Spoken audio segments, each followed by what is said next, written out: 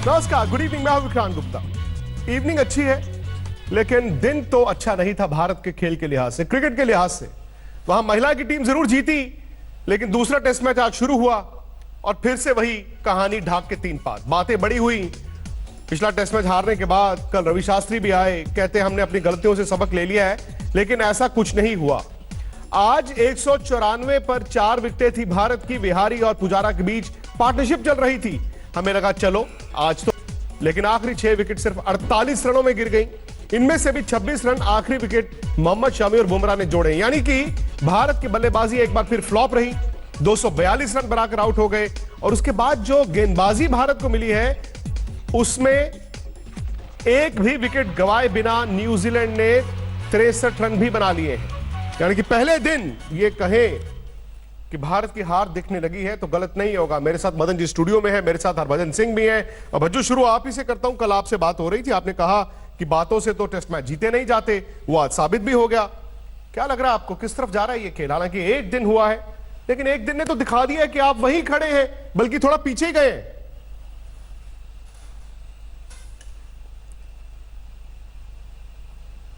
जी हाँ, बिल्कुल, इसमें कोई शक नहीं है विक्रांत भाई। हमने जब कल भी बात करी थी तो इसी चीज़ों को लेके बात करी थी कि भारत को अच्छा खेलने के लिए क्या क्या चीज़ें करनी होंगी। टॉस जीतना होगा, बल्लेबाजी अच्छी करनी होगी, रन लगाने होंगे बोर्ड पे, जो कि कुछ भी नहीं हुआ।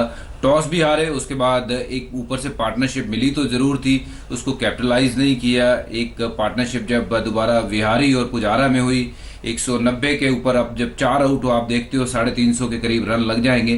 पर जब आप खराब शॉट खेल के टी से पहले आउट होते हैं विहारी, उसके बाद पुजारा खराब शॉट मार के आउट होते हैं, तो निश्चित तौर पे टीम का जो मनोबल है वो टूट सा गया। और उसके बाद ऋषभ पंत एक बार फिर वही नाकाम पारी खेली और टीम जो बनने चाहिए थे 350 वो बने हैं 240, वो भी थैंक्स टू शामी के नीचे से उसने 20 रन कुछ जोड़ दिए भारत के लिए। तो एक निराशाजनक दिन था भारतीय बल्लेबाजी के, मैं कहूंगा कि अगर केदार से, क्योंकि पिच अच्छी थी, ये ग्रीन जरूर थी पर पिच बैटिंग के लिए अच्छी है। उसमें साइड लेटरल मूवमेंट नहीं थी, स्विंग नहीं थी, और मुझे लगता है कि बड़ा मौका जो था वो आज गंवा लिया। आज वो मौका था जहां पे 350 रन लग सकते थे बोर्ड पे। सही बात है, लेकिन देखिए ना, स्कोर बोर्ड बड़ा निर्दयी हो गया है, ना सिर्फ भारत की टीम के लिए बल्कि विराट कोहली के लिए। विराट कोहली आज 3 रन बनाकर आउट हो गए। इस दौरे पर ऐसा रनों का सूखा विराट के लिए, वही सूखा भारत के लिए। आपकी स्क्रीन पर 2 तस्वीरें हैं। एक में इंडिया का हाल। एक वक्त 194 पर 4 विकेट गिरे थे। भारत भरोसे के साथ आगे बढ़ता दिख रहा था, लेकिन हनुमा आउट हुए और लाइन लग गई। 242 रनों पर सिमट गया भारत, यानी 48 रन बनाने में 6 विकेट स्वाहा हुए।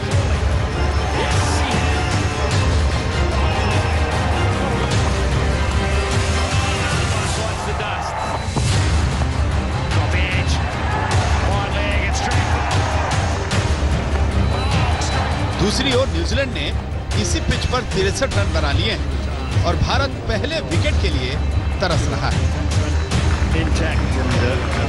अब वो बयान सुनिए जो कोच साहब ने टेस्ट से पहले दिया था।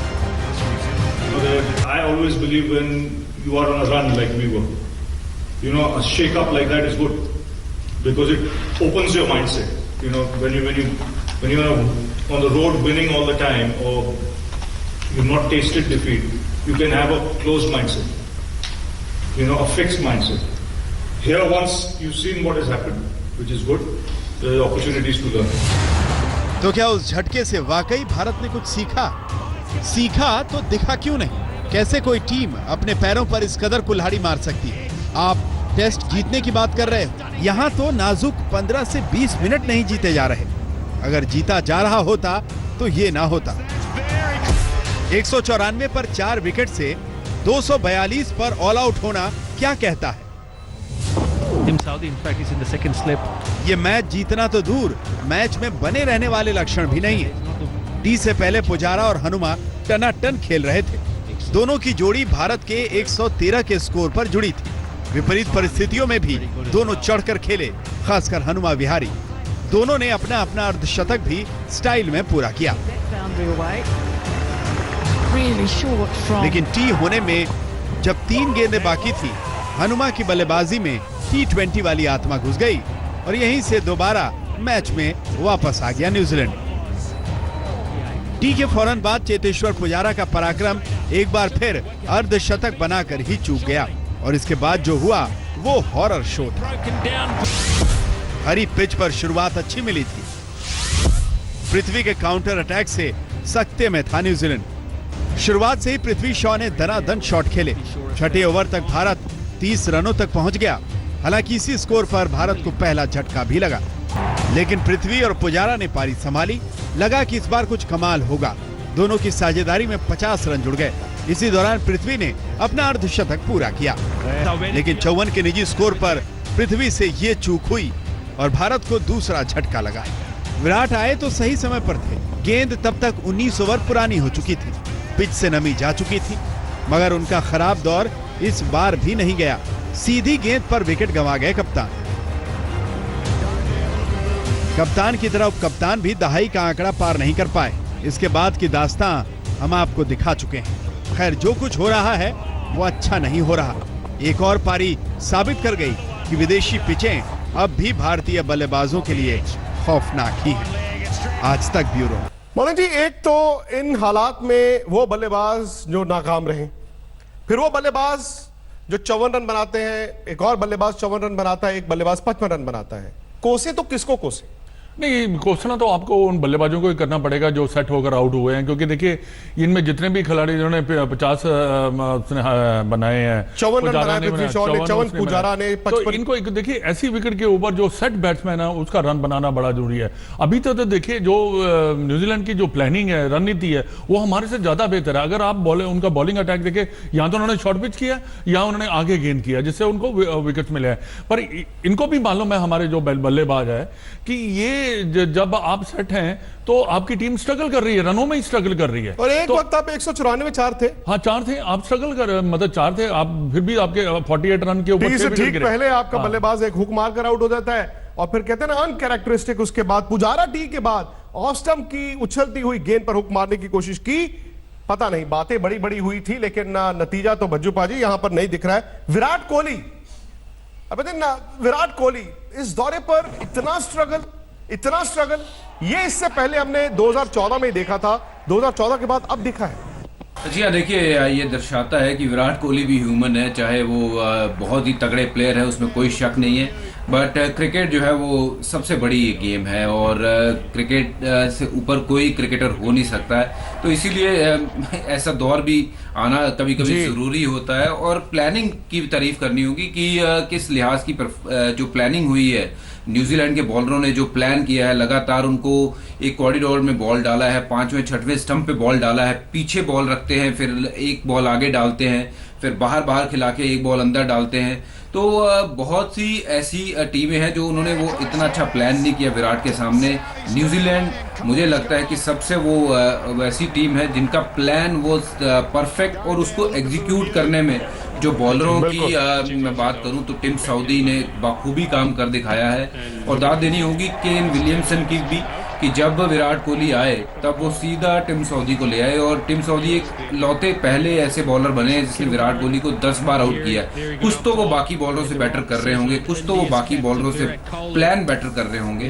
तो ये विराट कोहली के लिए निश्चित तौर पे अभी तक का दौरा तो बहुत खराब रहा है, बट हम जानते हैं वो कितने बड़े खिलाड़ी हैं। उम्मीद ये है कि आखिरी जो इनिंग बची है उसमें वो अपने जौहर दिखा के आए और 100 रन बना के आए, तो फिर मजा आएगा। बस ये देखना होगा कि आखिरी जब इनिंग वो 100 रन की अगर आती है तो क्या टेस्ट मैच जिंदा होगा या टेस्ट मैच खत्म हो चुका होगा। आंकड़े मेरे सामने हैं और आंकड़े आपकी स्क्रीन पर भी आएंगे। 2014 का वो इंग्लैंड का जो दौरा था जिसमें इन्होंने टेस्ट मैचों में रन नहीं बनाए थे, पूरे दौरे में दरअसल उसमें इन्होंने बनाए थे 15 पारियों में 254 रन अक्रॉस सारे फॉर्मेट्स में, और 18 की एवरेज थी। ये दरअसल ये वाला दौरा है, और उस दौरे में उन्होंने 254 रन बनाए थे। इस दौरे में 204 रन है अभी तक, हालांकि 10 इनिंग है, 20 की एवरेज है।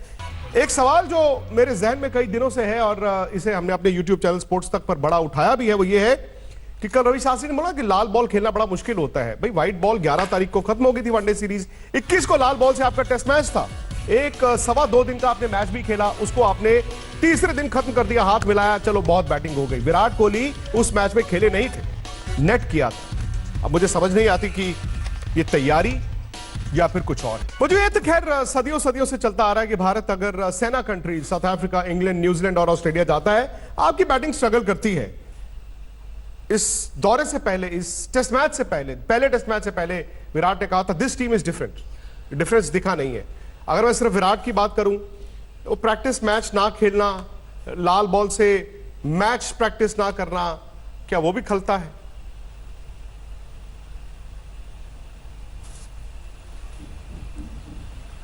जी हाँ, बिल्कुल। देखिए, प्रैक्टिस मैच अगर आपके पास एक ही हो और उस दौरे पे आपके रन ना बने हो तो फिर वो मैच खेलना तो ज़रूरी बनता था। बट विराट कोहली इतने बढ़िया खिलाड़ी हैं, बड़े खिलाड़ी हैं, शायद उन्होंने समझा होगा कि बल्लेबाजी की उतनी ज़रूरत नहीं है, नेट भी कर लूँगा तो उससे चल जाएगा। बट जो मिडिल की प्रैक्टिस होती है वो बेस्ट प्रैक्टिस होती है।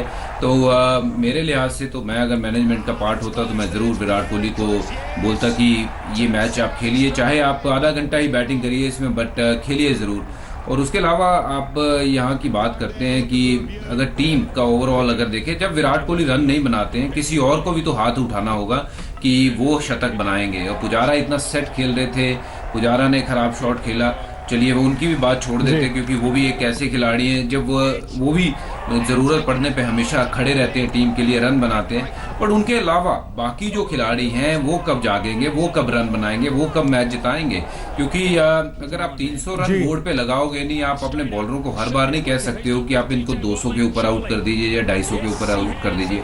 तो मुझे लगता है ओवरऑल बल्लेबाजी जो है वो खराब हो रही है, शॉट सिलेक्शन गलत है। जो ऋषभ पंत की बात करें, ऋषभ पंत के 2 कैच छूटे, उसके बाद तीसरा उन्होंने अलग तरीका ढूंढ लिया आउट होने का। हम सब कहते हैं बहुत टैलेंटेड है, पर टैलेंटेड होना एक बात अलग है, पर रन बनाना अलग बात होती है। रन तो बनाने होंगे, बाहर क्यों बैठे हुए हैं? बिल्कुल। और इतने बल्लेबाज 8-10 साल से खेल ही रहे हैं, और अगर आप रन नहीं बनाते हैं तो फिर वाकई टीम को नुकसान होता है। एक विराट काफी नहीं है, लेकिन सवाल यह है कि एक विराट भी, मदन जी, ऐसा खराब दौरा हमने सोचा नहीं था, क्योंकि वो रन बनाकर गए थे, यहां से रन बनाकर गए थे। अब यही सवाल है आज हमारे YouTube चैनल स्पोर्ट्स तक पर। फटाफट से सब्सक्राइब कर लीजिए, नोटिफिकेशन की घंटी बजा दीजिए। मदन जी से सीधे आप सवाल पूछ सकते हैं, अपनी राय रखिए। 2014 का इंग्लैंड दौरा ज्यादा खराब था या फिर ये न्यूजीलैंड का दौरा ज्यादा दर्दनाक होता जा रहा है विराट कोहली के लिए? फिलहाल इस बुलेटिन में इतना।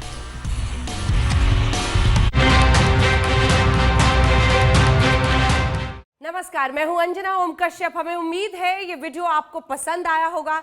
लेटेस्ट खबरों के लिए यूं ही देखते रहिए आज तक, और इस वीडियो के पसंद आने पर लाइक, शेयर एंड सब्सक्राइब करना ना भूलें।